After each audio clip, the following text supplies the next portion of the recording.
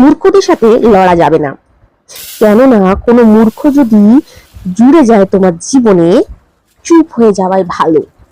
আর চুপ হওয়ার মানে এই নয় যে তুমি হেরে যাচ্ছ। মূর্খদেরকে জেতানো এতেই তোমার সব থেকে বড় লাভ।